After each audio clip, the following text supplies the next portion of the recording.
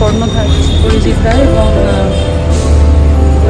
আমি আমার কলকাতা শহরে প্রথম অনুষ্ঠান অরিজিৎ রায় ইনিশিয়েট করেছিলেন এবং সেটা আমি করেছিলাম 2012 সালে, 12 বা 13-তে, যেটা আমি এবং বিডিজি পারফর্ম করেছিলাম।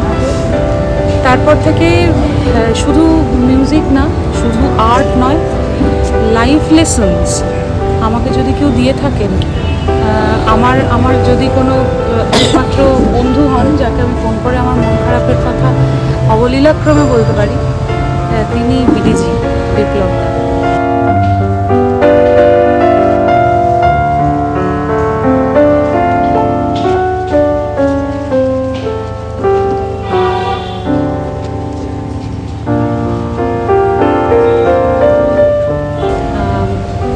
অসুস্থ ছিলেন, আমি রুমা রয়েছেন ওনার মিসেস, আমি তাদের পাশে সবসময়ের জন্য আছি। আর সেটার থেকেও বড় কথা হচ্ছে বিপ্লবদা আমাকে যা যা লাইফ লেসনগুলো দিয়েছিলেন, সবসময় আনন্দে থাকতে বলেছিলেন, ভালো থাকতে বলেছিলেন, আমি সেইভাবে থেকে ওনাকে সম্মান জানাই। উনি আমার অসম্ভব স্নেহ করতেন। আর আমার মনে হচ্ছে যে আমার নিজের কোনো কেউ সত্যি সত্যি চলে গেলেন আজকে।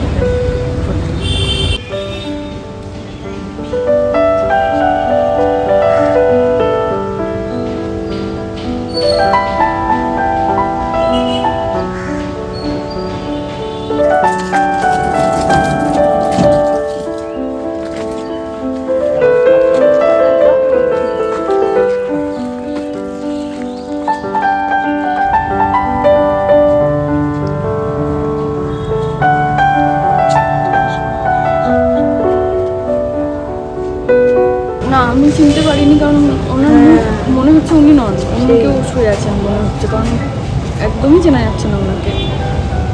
আর আমি চোখের দিকে তাকিয়েছিলাম, তো চোখটা উনি খুলে আছেন, তোমরা কি দেখেছো সেটা?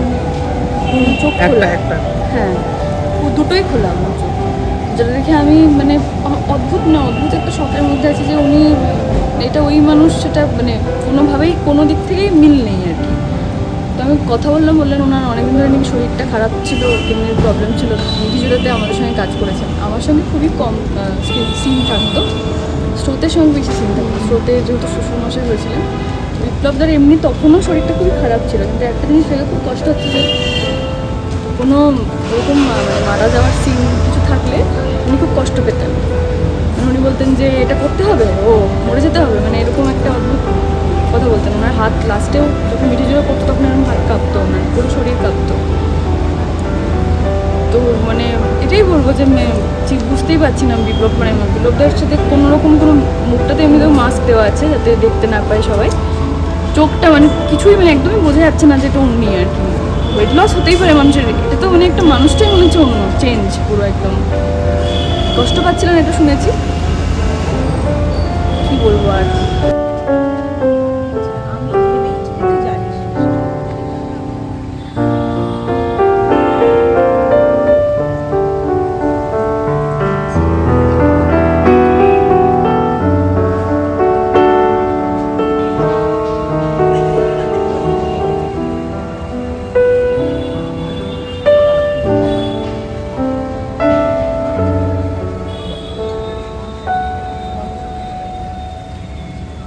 লেখাগুলো একসময় বিপ্লবী লিখত। আর যেটা হচ্ছে প্রতি আমাদের খুব বড়, যে এরা তো খালি বন্ধু সহযোগিতা বা স্ক্রিপ্ট রাইটার না, রিসোর্স অফ ইনফরমেশান। একটা কিছু জানার থাকলে, একটা কোনো কনসালটেশন করার থাকলে, কমলদা, বিপ্লব, এদের কাছ থেকে আমরা জানতাম। কোনো একটা সাহিত্যের রেফারেন্স হোক, কোনো একটা টেক্সটের রেফারেন্স হোক, এরা বলতে পারত। সেইখানে একটা দৈন্য এসে যাচ্ছে, আমরা খুব হেল্পলেস কন্ডিশনে এসে যাচ্ছি। এই ইন্ডাস্ট্রি তো থামবে না, ওদের দেখানো রাস্তায় আমাদের চলতে হবে।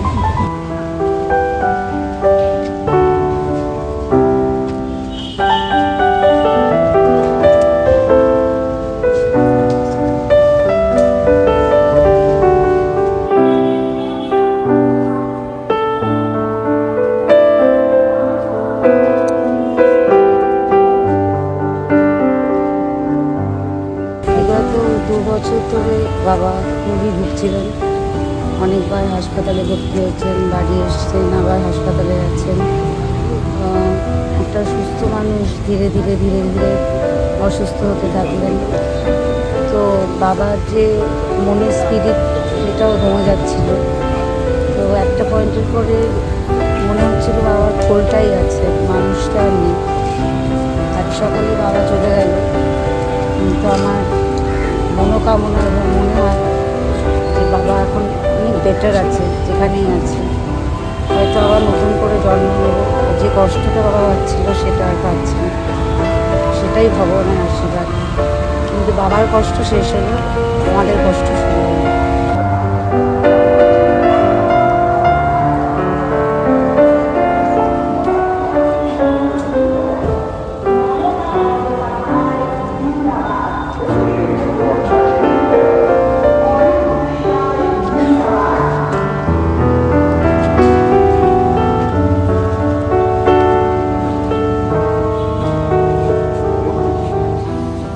টলিউডের লেটেস্ট আপডেট, গসিপ ও এক্সক্লুসিভ ইন্টারভিউ দেখার জন্য এখনই সাবস্ক্রাইব করুন সিটি সিনেমার ইউটিউব চ্যানেল আর ফলো করুন আমাদের ফেসবুক, ইনস্টাগ্রাম ও হোয়াটসঅ্যাপ চ্যানেল।